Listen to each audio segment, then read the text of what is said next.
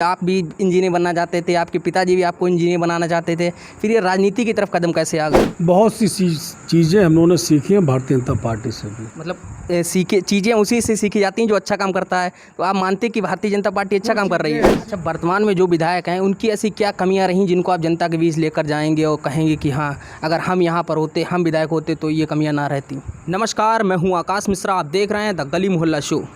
दोस्तों, आज से आप हमारे चैनल पर किसी भी विधानसभा प्रत्याशी का इंटरव्यू देखेंगे, उसको हम दो हिस्सों में दिखाने की कोशिश करेंगे। पहले हिस्से में हम आपके प्रत्याशी जो विधायक बनने की आपकी तैयारी कर रहा है उसके हम व्यक्तिगत जीवन मतलब नॉन पॉलिटिकल क्वेश्चन करेंगे उससे हम, ताकि आपको पता चल सके कि जो आपके विधायक बनने की तैयारी कर रहा है उसका व्यक्तित्व कैसा है। और दूसरा हिस्सा होगा उससे हम राजनीतिक क्वेश्चन करेंगे ताकि आपको पता चल सके कि वो व्यक्ति राजनीतिक रूप से कैसा है। तो चलिए, आज हमारे साथ मौजूद हैं कटरा के पूर्व विधायक और वर्तमान में समाजवादी पार्टी के संभावित प्रत्याशी राजेश यादव जी। यादव जी, बहुत बहुत स्वागत आपका हमारे शो में। धन्यवाद, बहुत बहुत धन्यवाद। तो राजेश जी, सबसे पहले तो आप हमारे दर्शकों को ये बताइए कि आपकी शुरुआती शिक्षा और आप मूल निवासी कहाँ के हैं? शुरुआती शिक्षा आपने कहाँ से प्राप्त की? शुरुआती शिक्षा हमारी फर्स्ट से लेकर फोर्थ तक हुई सुदामा प्रसाद इंटर कॉलेज में। फर्स्ट लेकर फोर्थ तक? फोर्थ के बाद मैं केंद्रीय विद्यालय नंबर 1 में चला गया, 12th वहाँ तक रहा मैं। अच्छा। उसके बाद में मैंने बीटेक किया। बीटेक मैंने बिदर कर्नाटका स्टेट से किया। सिविल इंजीनियरिंग मैंने वहाँ से की, कर्नाटका से? कर्नाटका से। अच्छा, आप मूल निवासी यहीं शाहजहाँपुर के हैं या कहीं बाहर के हैं? मैं मूल निवासी ग्राम सूरा कटरा का हूँ। कटरा से हैं? कटरा में। अच्छा। और ला मैंने एसएस कॉलेज से आपके किया। एसएस कॉलेज से SS ला कॉलेज। किया। अच्छा, आपके पिताजी विधायक भी रहे, मंत्री भी रहे, तो वो आपको नेता ही बनाना चाहते थे या कुछ और बनाना चाहते थे, डॉक्टर, इंजीनियर, कुछ भी? मेरे पिताजी सन 69 से लेकर 2004 तक राजनीति में रहे, सक्रिय रहे। कई बार सांसद बने, कई बार विधायक बने। वो चाहते थे मैं इंजीनियर बनूं। इंजीनियर बनूं। अच्छा। अधिकारी बनूं। मैंने ब्रिज कॉर्पोरेशन में भी प्रयास किया, लेकिन पिताजी की मृत्यु के उपरांत, तो पिताजी के ही समय में मैं 2002 में इलेक्शन लड़ गया था, विधानसभा का चुनाव। पिताजी के सामने ही 2002 में? जी हाँ। अच्छा, तो आप राजनीति में वो इंजीनियर बनाना चाहते थे, आप क्या बनना चाहते थे? पितृपक्ष चल रहा है, पिता के आदेश को ही मैं, सर्वोपरि आदेश पिता का बहुत है मेरे लिए। नहीं, बच्चे जैसे बचपन में पूछा जाता है तो कोई बच्चा ये नहीं कहता कि मैं आगे चल के नेता बनना चाहता हूँ, तो बचपन में आपकी क्या ख्वाहिश थी, आप क्या बनना चाहते थे?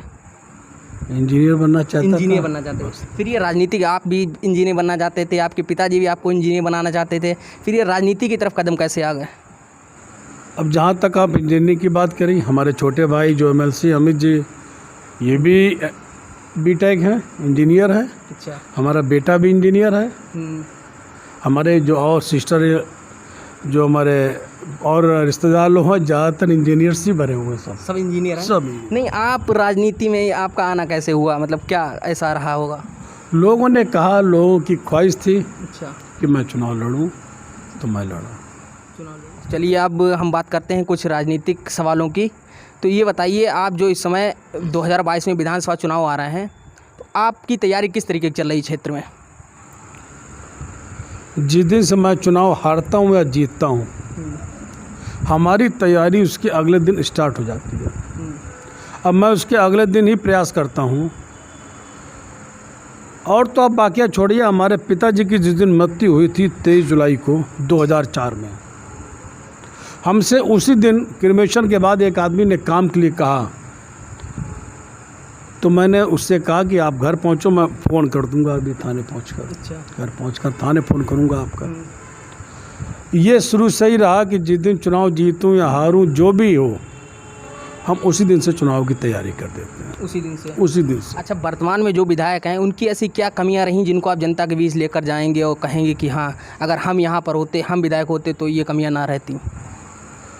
उनकी कमियां उनको मालूम होंगी। जहाँ तक हम होते अगर, तो विकास के क्षेत्र में हम काम कराते हैं। 50 साल से मेरा इतिहास रहा है, हमारे पिताजी से लेकर आज तक हम लोगों ने प्रयास किया कि राजनीति को जनसेवा के रूप में देखा जाए, एक जरिया ना बनाया जाए लोग। और आप देख लीजिए शाहजहाँपुर जनपद में देख लो, हमारी कटरा विधानसभा में आप देख लो आज क्या हो रहा है। वहाँ की जनता आपको बताए कि माननीय विधायक जी ने क्या क्या किया।